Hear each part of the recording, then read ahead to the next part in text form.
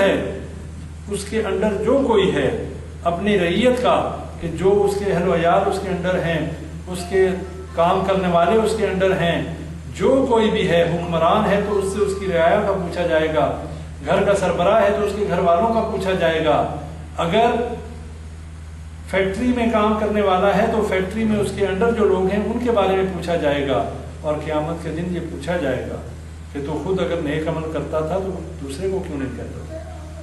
تو خود جو ہے بڑا نیک اور پرہیزگار تھا، دوسروں تک میری توحید کا سبق کیوں نہیں پہنچایا۔ آپ سب ذمہ دار ہیں، اپنے سر سے اس بوجھ کو اتاریے، کل قیامت کے دن اللہ نے پوچھنا ہے کہ اگر تمہارے پاس عقیدہ توحید کی نعمت تھی تم نے آگے کیوں نہیں پہنچائی۔ اس لیے آپ تمام لوگ اس چیز کی ذمہ داری اٹھائیں، جو بات آپ تک پہنچ جائے آگے دوسروں تک پہنچ جائے، نہیں تو قیامت کے دن ہو سکتا ہے کہ آپ کے ساتھ رہنے والا، آپ کا روم میٹ، آپ کے کمرے میں رہنے والا، آپ کے ساتھ کام کرنے والا، آپ کے ساتھ گپ شپ کرنے والا، چائے پینے والا، آپ کے دعا سلام والے جتنے لوگ ہیں، انہی میں سے کوئی آپ کا گریبان پکڑ لے اور اللہ کی عدالت میں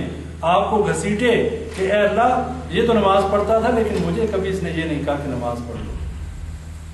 یہ تو اللہ کی توحید کی بڑی باتیں کرتا تھا لیکن مجھے کبھی اس نے نہیں بتایا کہ عقیدہ توحید ہے کیا،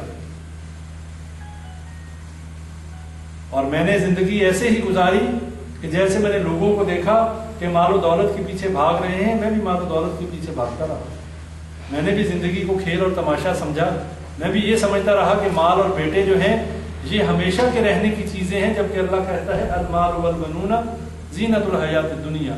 کہ یہ مال اور بیٹے تو صرف دنیا کی فخر کرنے کی چیزیں ہیں، دنیا کی آرائش کی چیزیں ہیں، یہ باقی رہنے والی نہیں ہیں، نہ مال باقی رہے گا نہ اولاد باقی رہے گی، جن کے اوپر ہم فخر کرتے ہیں یہ چیزیں باقی رہنے والی نہیں ہیں، بل باقیات الصالحات، باقی رہنے والے نیک اعمال ہیں۔ تو اس چیز پہ غور کریں اور اس پیغام کو لوگوں تک پہنچائیں، جو موقع ہمیں ملا ہے، اللہ نے ہمیں جو توفیق دی ہے،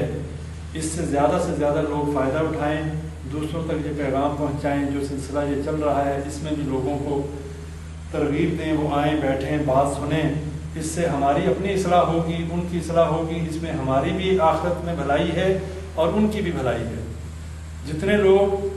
جو آج یہاں پر اکٹھے ہیں، اللہ تعالی ہم سب کو اپنی جنتوں میں بھی اکٹھا کرے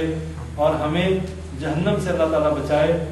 ربنا آتنا فی الدنیا حسنۃ وفی الآخرۃ حسنۃ وقنا عذاب النار ربنا ظلمنا انفسنا وان لم تغفر لنا وترحمنا لنكونن من الخاسرین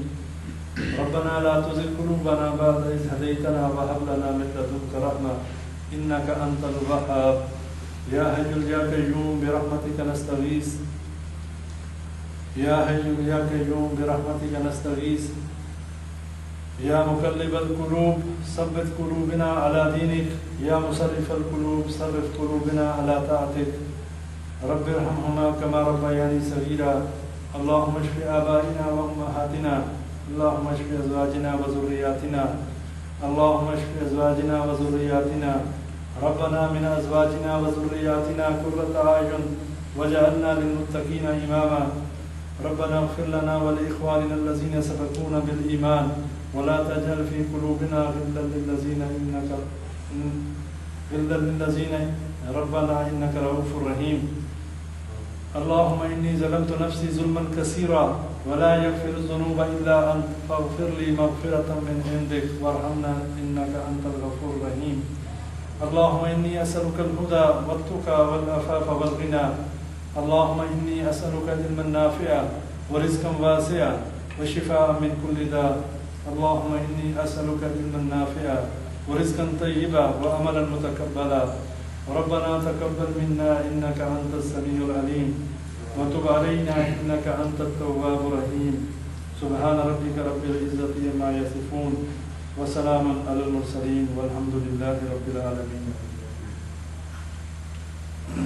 کسی بھائی کا کوئی سوال اس حوالے سے ہو تو پوچھ لیں، سفارش اور شفاعت کے حوالے سے۔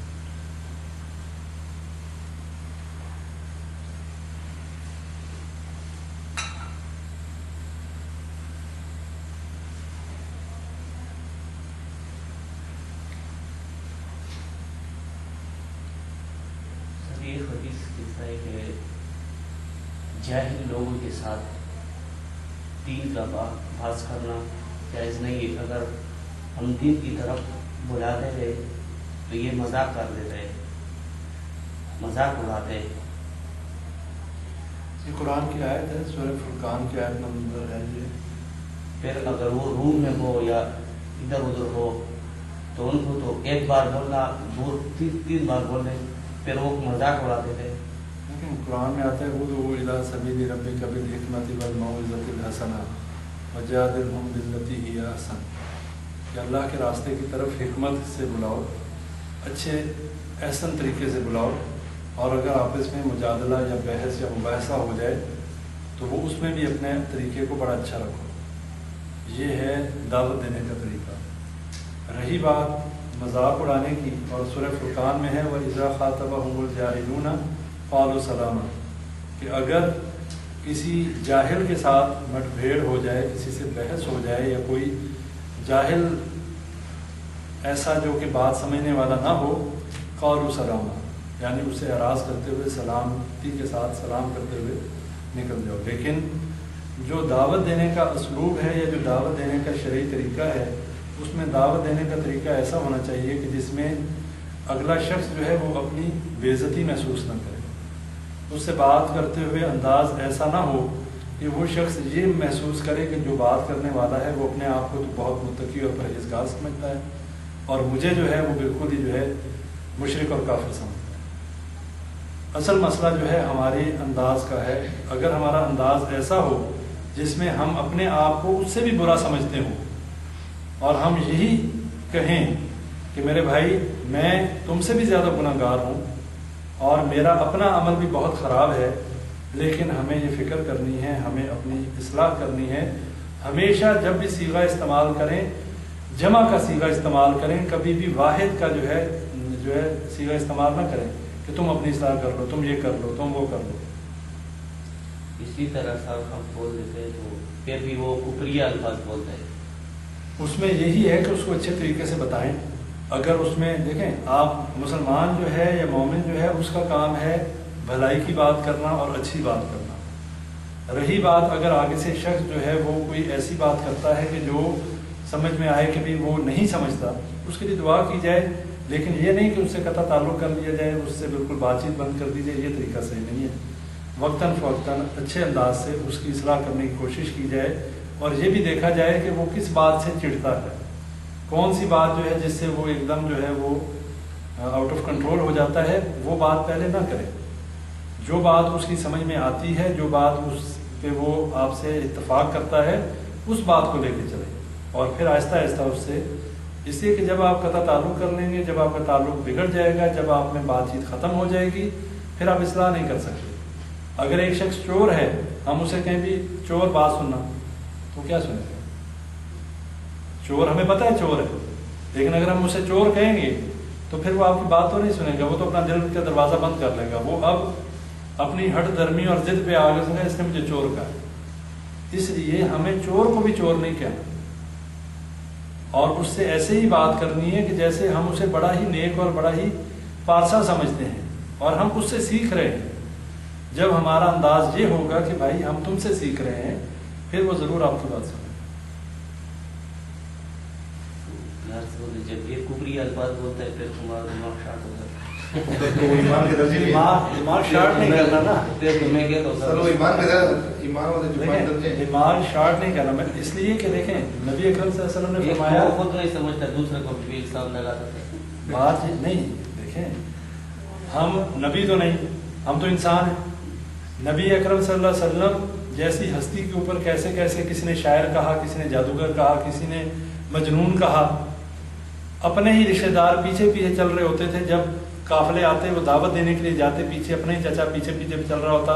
کہ اس کی بات نہ سننا, یہ تو جادوگر ہے, یہ تو دیوانہ ہے, نعوذ باللہ. اور دوسری بات یہ کہ نبی اکرم صلی اللہ علیہ وسلم نے فرمایا کہ کفار کے جھوٹے الہوں کو بھی گالی مت دو, اس لیے کہ جب ان کے جھوٹے الہوں کو گالی